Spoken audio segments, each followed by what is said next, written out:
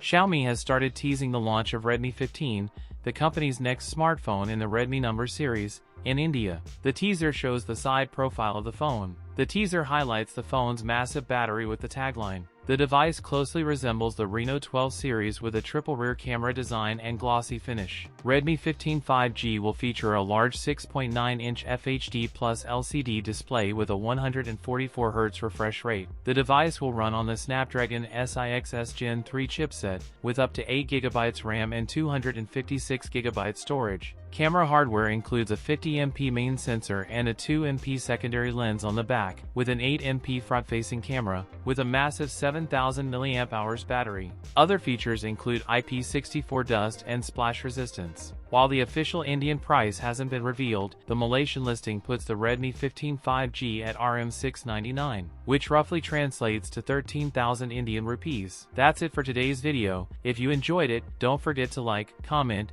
and subscribe for more content. Thanks for watching, and I'll see you in the next one.